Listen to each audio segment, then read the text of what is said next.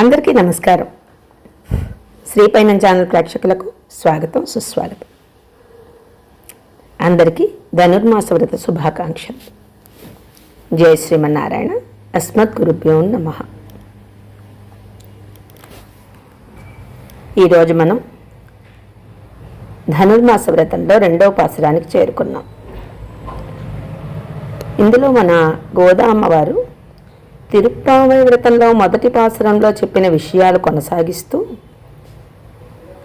రెండో పాసురంలో తన స్నేహితురాళ్లను ఈ లోకంలో జీవించే వారందరినీ ఉద్దేశించి భగవంతుణ్ణి చేరుటకు, ధర్మబద్ధమైన జీవితాన్ని గడుపుటకు, వ్రతం ఆచరించుటకు కావలసిన ముఖ్యమైన నియమ నిబంధనలు ఈ పాసురంలో వివరిస్తున్నారు. ఇప్పుడు మనం పాసురం అనుసంధానం చేసుకుని తర్వాత తాత్పర్యం తెలుసుకుందాం.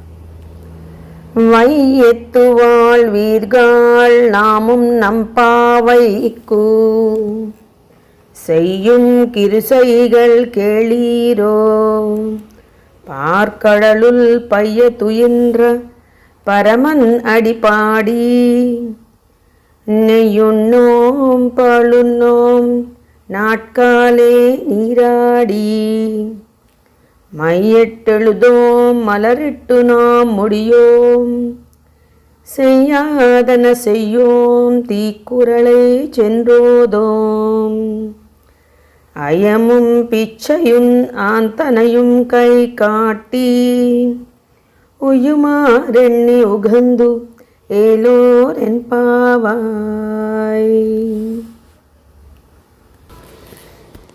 ఇందులో మన ఆండాళ్ళు తల్లి ఈ వ్రతం యొక్క ముఖ్య నియమాలను తెలియజేస్తున్నారు. తెల్లవారుజామునే స్నానం చేయడం, తదుపరి శ్రీకృష్ణుణ్ణి కీర్తించుట, ప్రార్థించుట ముఖ్యమైనవి. కృష్ణుని కోసం వ్రతం చేయాలి అంటే ఆచరించవలసిన నియమాలు ఏమి, ఆచరించకూడనివేమి అనేవి తెలుసుకోవాలి ముందు. భౌతిక ఆనందం కోసం సమయాన్ని వ్యర్థం చేయకుండా ఆ పరమాత్ముడి కొరకు వ్రతం ఆచరిస్తున్నామో,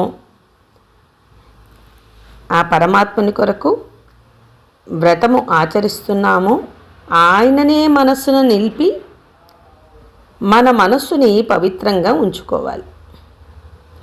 పవిత్రంగా ఉండుట కొరకు ఏమేమి చేయాలి?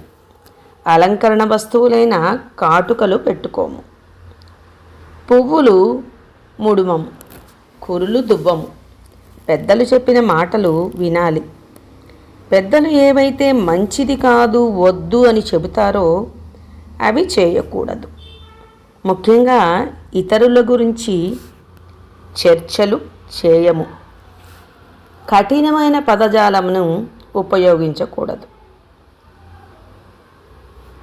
భోగవస్తువులైన పాలు తాగము, నెయ్యి వెన్న కూడా తినము.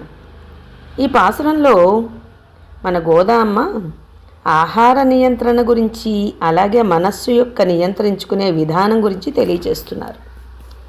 ఎక్కడైతే ఆహారము మరియు మనస్సు నియంత్రణలో ఉంటుందో వ్రతం సంపూర్ణంగా ఫలితాన్ని పొందడానికి మార్గం దొరుకుతుంది. ఈ వ్రతం ఆచరించే సమయంలో అసత్యము ఆడకూడదు. జ్ఞానులను, సన్యాసులను గౌరవించాలి. పేదవారికి దాన ధర్మాలు శక్తి కొలది చేయాలి.